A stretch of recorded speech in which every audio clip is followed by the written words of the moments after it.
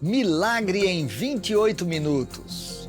Quando a medicina, fé e preparo salvam uma vida em corrida contra o tempo. Missão em tempos críticos. A Igreja Adventista do Sétimo Dia prioriza ações onde religião é cada vez mais ausente. Muçulmanos, budistas, comunidades pós-modernas, centros globais criam pontes em contextos desafiadores. Ex-líder e o novo presidente da Associação Geral da Igreja Adventista do Sétimo Dia respondem perguntas sobre legado, missão e os desafios globais. Tudo isso você vai ver agora aqui na ANN.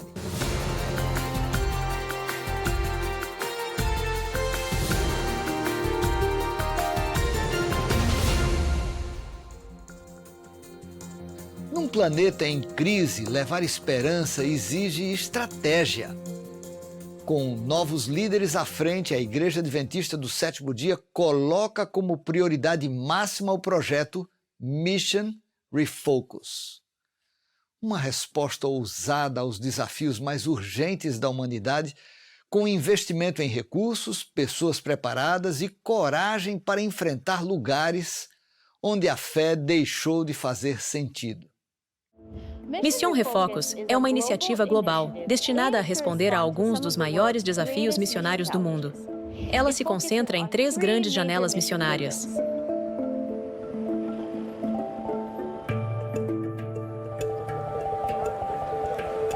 A primeira é uma que você pode conhecer, a Janela 1040. A Janela 1040 se estende do norte da África, passando pelo Oriente Médio e chegando à Ásia. É lar de cerca de 60% da população mundial e das principais religiões. E ainda assim, muitos nesta região nunca ouviram o Evangelho. Esta área tem sido um foco missionário por muitos anos e ainda continua sendo uma prioridade. A próxima área de missão reorientada é a Janela Urbana. A Janela Urbana possui grandes cidades que estão crescendo rapidamente. Mais de 40 cidades, com mais de 1 milhão de habitantes, não têm presença adventista. Essas grandes cidades exigem métodos únicos de ministério, como centros urbanos de influência. A última área do Mission Refocus é a janela pós-cristã. Esta janela abrange a Europa, a América do Norte, a Austrália e muitas outras áreas ao redor do mundo que estão se afastando rapidamente dos valores cristãos. Vemos muitas pessoas nesse grupo deixando a igreja e rejeitando sua fé completamente. Este grupo é comumente chamado de nones, que se refere a agnósticos, ateus e aqueles sem religião.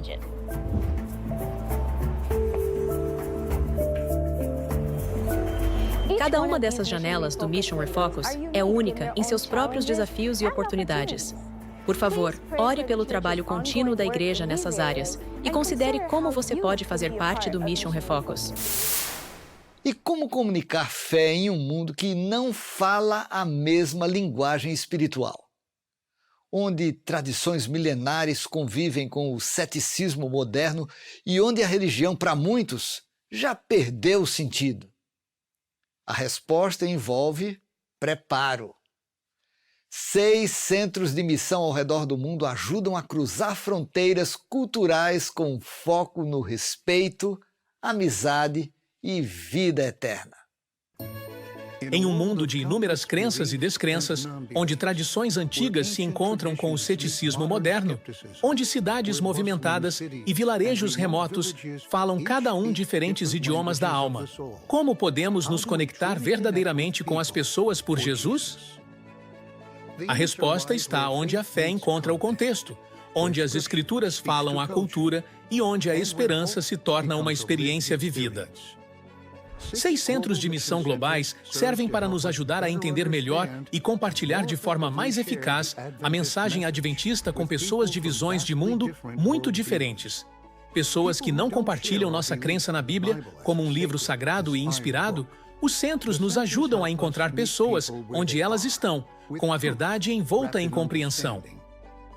Na Tailândia, o Centro de Missão Global para Relações Adventistas Budistas está quebrando barreiras que impedem a propagação do Evangelho. Um exemplo simples, mas profundo, gira em torno do papel dos cemitérios. Para aqueles de uma origem budista, a ideia de aceitar uma nova fé, que não oferece um cemitério dedicado, é angustiante. Um dos ministérios principais do centro em Ubon, Tailândia, e em outros lugares, é fornecer esses locais de sepultamento essenciais para as famílias que estão se voltando para a fé adventista. O Centro de Missão Global para Relações Judaicas Adventistas, com sede em Jerusalém, promove o respeito mútuo, o diálogo, a compreensão, a educação e a pesquisa. O Centro Global de Missão para Relações Adventistas com Muçulmanos treina líderes da igreja, pastores e membros da igreja para se conectarem com muçulmanos de forma holística e com compreensão. A cada ano, entre muitas outras iniciativas, o centro realiza um programa de oração durante o Ramadã, com milhares de adventistas orando por seus irmãos e irmãs muçulmanos. O Centro de Missão Global para Religiões do Sul da Ásia tem um enorme mandato missionário, ajudando a igreja a encontrar métodos e modelos mais eficazes de compartilhar o amor de Deus com mais de 1 bilhão de sul-asiáticos ao redor do mundo. Frequentemente, lutamos com a melhor forma de compartilhar a fé com um grupo de pessoas em rápido crescimento, os seculares e pós-cristãos. O Centro Global de Missão para a Missão Secular e Pós-Cristã ajuda a Igreja Adventista do Sétimo Dia a entender melhor esse grupo e compartilha maneiras práticas de se envolver com ele para abrir oportunidades de iniciar novos grupos de crentes entre eles.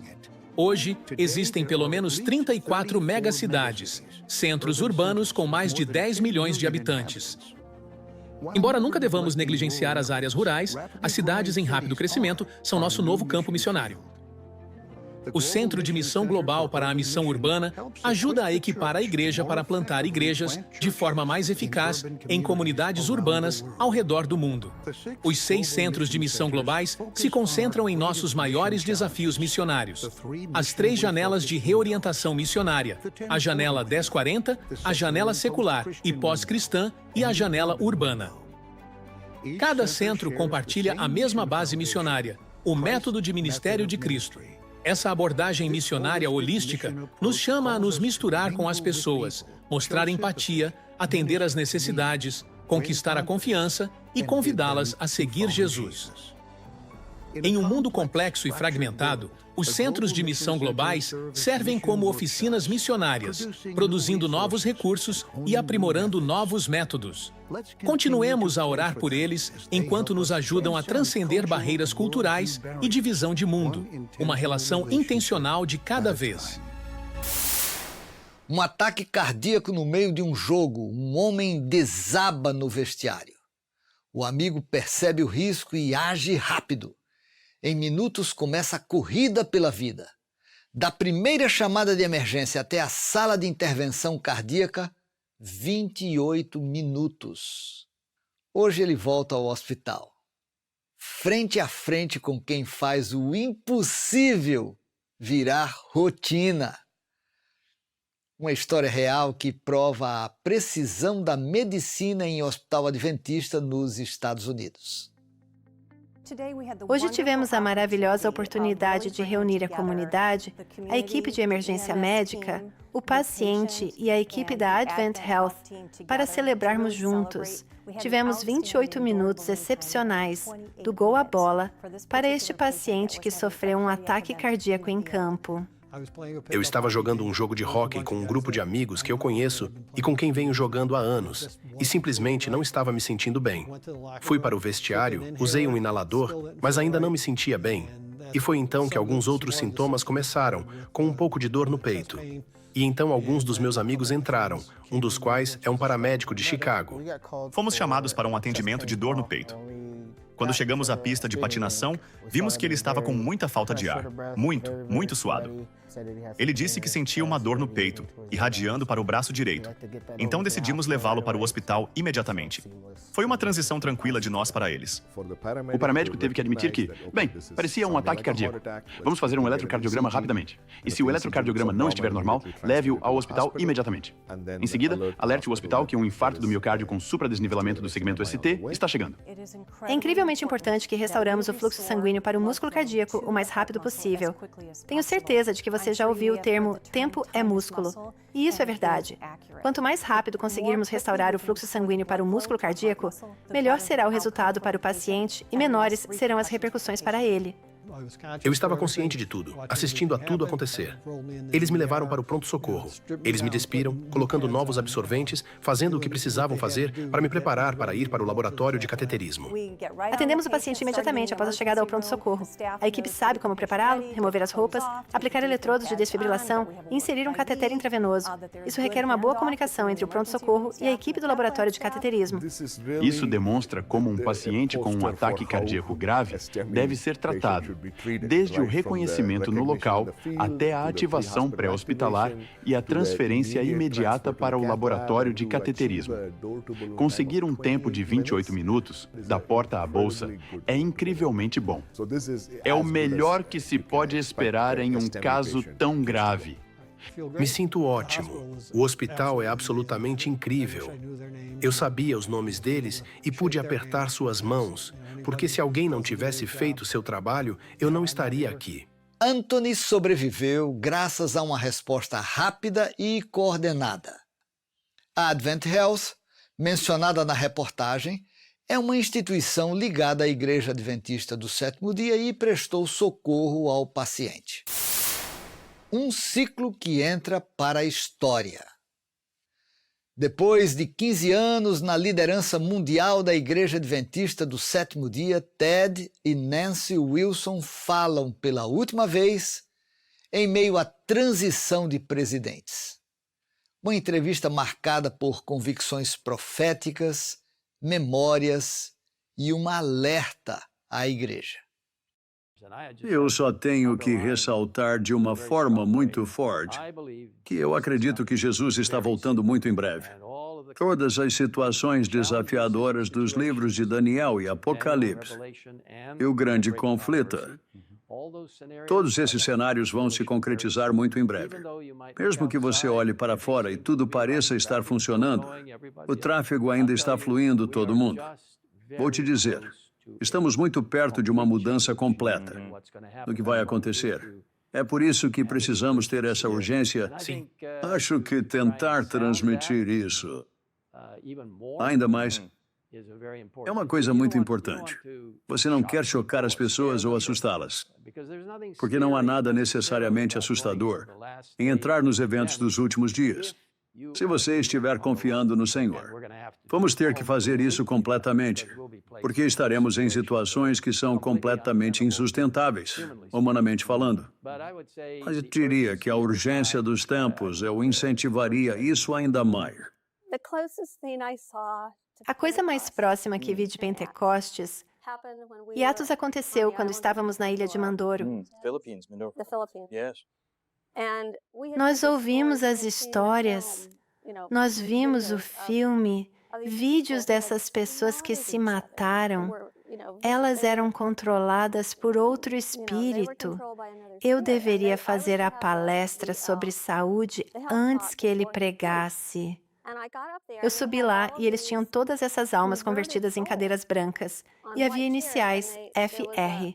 Eu perguntei, o que é FR? Eles me disseram, ex-rebeldes. Eu olhei para esses homens e mulheres adultos. Não havia sinal de ódio. Eles pareciam puros. Quase como crianças, eles apenas olhavam para frente e absorviam tudo. E eu pensei, eles são novas criaturas. A Igreja Adventista do Sétimo Dia é a última igreja remanescente de Deus. É do diabo tentar insinuar qualquer outra coisa. Mas o Senhor levará seu povo adiante e purificará sua igreja. Haverá uma situação desafiadora pela qual todos nós passaremos, onde você terá que tomar decisões muito claras e uma seleção da igreja. Mas não é o trabalho que fazemos. Isso é o que o Espírito Santo fará para nos direcionar e unificar seu povo para a última proclamação das mensagens dos 3 anjos. Pessoas que guardam os mandamentos de Deus e têm a fé de Jesus.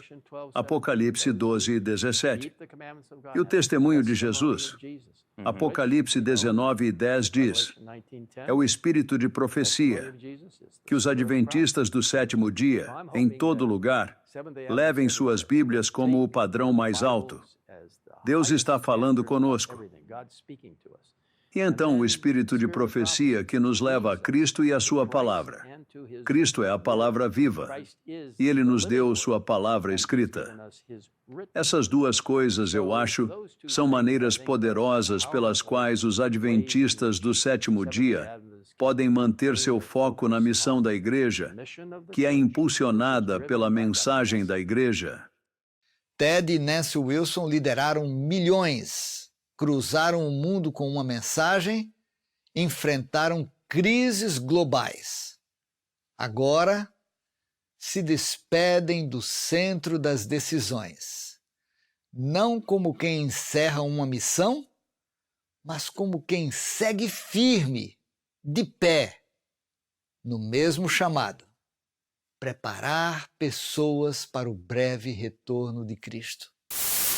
Para alguns é o fim de um ciclo. Para outros, ele está apenas começando e confirma o legado deixado por Jesus: levar as boas novas do reino a todo mundo. É nesse cenário que abrimos este bloco apresentando quem vai dar continuidade a essa missão.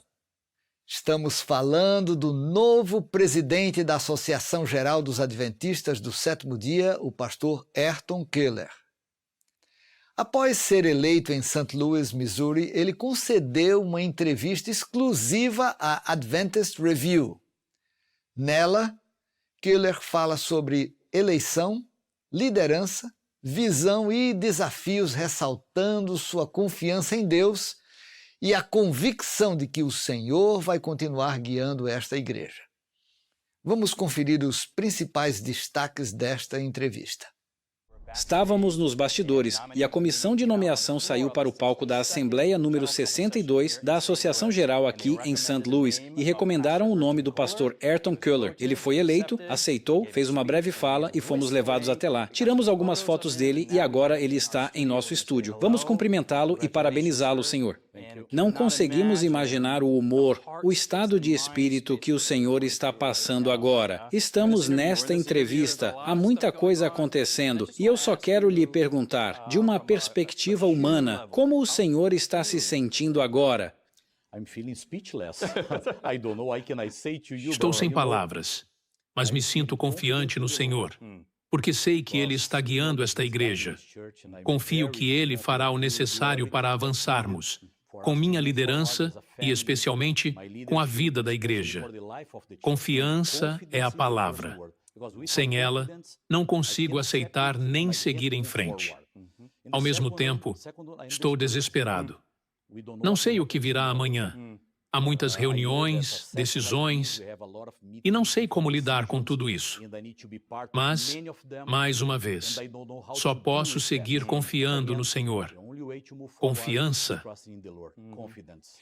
Pastor, gostaria de lhe perguntar brevemente. O senhor poderia compartilhar algo? Muitas pessoas se perguntam. O senhor serviu como presidente de divisão por muitos anos. Foi secretário executivo. Não creio que a igreja tenha tido um secretário que se tornou presidente desde 1922, quando Spicer era secretário e presidente. Como o senhor acha que sua experiência como secretário influenciará sua liderança atual como presidente da Associação Geral? Deixe-me mencionar duas coisas. Gosto de ver minha experiência em liderança de forma mais ampla. Isso me ajudou a me preparar para este momento.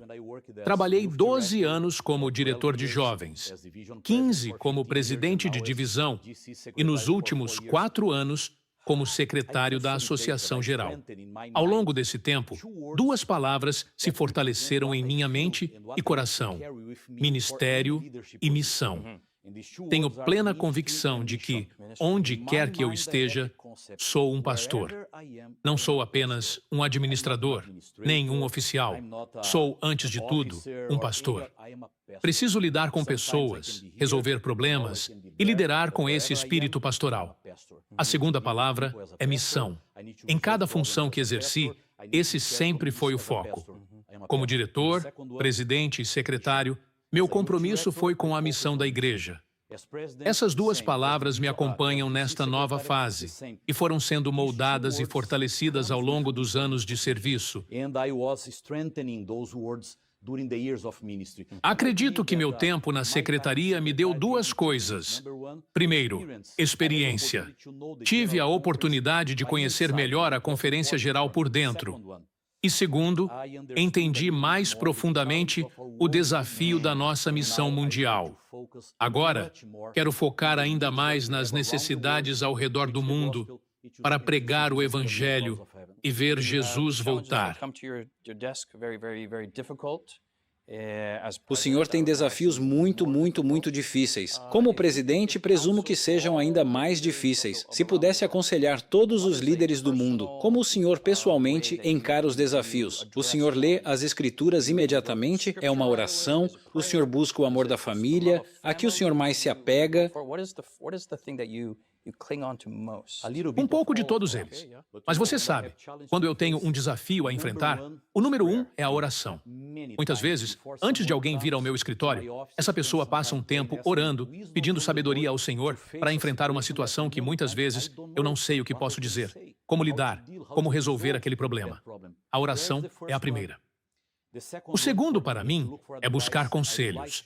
Gosto de procurar conselhos de quem está ao meu redor e da minha esposa também, porque as esposas, geralmente, dizem o que você não gosta de ouvir, e elas são boas conselheiras. O quarto, eu gosto de ouvir outras pessoas e, ao mesmo tempo, gosto de ler a Bíblia, tentando prestar atenção no que Deus pode me dizer através da leitura da Bíblia. Esses dias eu fiz isso em muitas das minhas leituras, e ele me disse muitas coisas que são importantes para mim agora. Quando eu li, não esperava que isso acontecesse. Agora, muitas dessas mensagens estão vindo à minha mente. Para mim, isso é precioso porque não estou liderando ou lidando com uma corporação.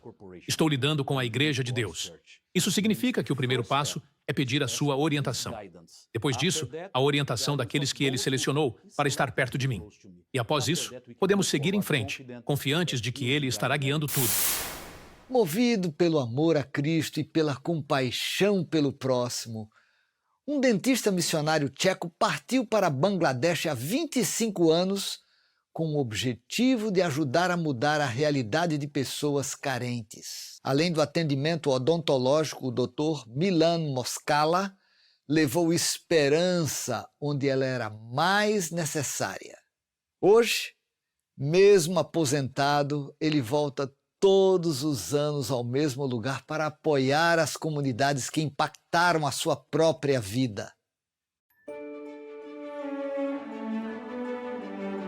Todos os anos, um homem embarca em um avião com uma mala cheia de suprimentos e um coração cheio de propósito. Seu destino? Uma cidade que mudou sua vida e onde sua missão ainda continua viva. O Dr. Milan chegou a Bangladesh como dentista missionário há mais de 25 anos. Mas Deus já havia plantado essa semente em seu coração muito antes dele pôr os pés ali. Descobri que Deus me chamou para a missão médica. Agradeço muito por Ele ter me escolhido para ser um missionário na área da saúde. Com o passar dos anos, o Dr. Milan construiu um ministério que foi muito além das paredes de sua clínica. Ele atendeu pacientes com compaixão, fundou escolas em comunidades carentes e criou programas de nutrição para ajudar crianças. Também organizou uma rede de doadores que permitiu que milhares de jovens tivessem acesso à educação adventista e a um futuro. O cuidado com as necessidades físicas rapidamente se transformou em uma vida de serviço, compaixão e fé.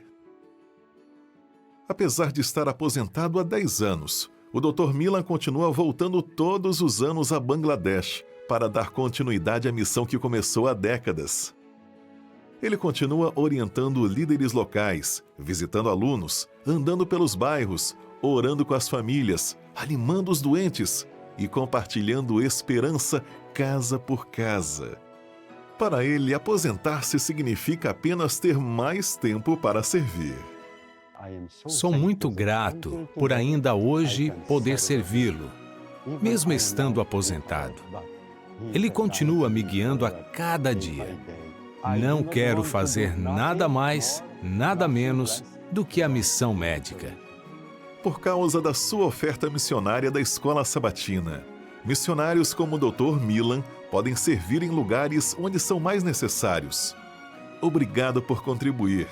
Seu apoio torna histórias como essa possíveis, em Bangladesh e ao redor do mundo.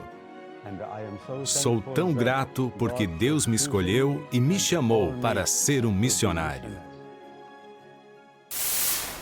Termina aqui mais um episódio da NN. Para você saber mais sobre a Igreja Adventista do Sétimo Dia, acesse adventist.org. Mais uma vez, adventist.org.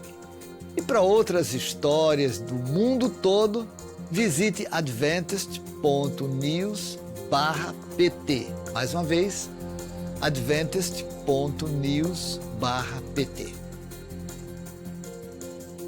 Eu convido você a lermos juntos da Palavra de Deus o que se encontra em 1 Coríntios, capítulo 15, versículo 58.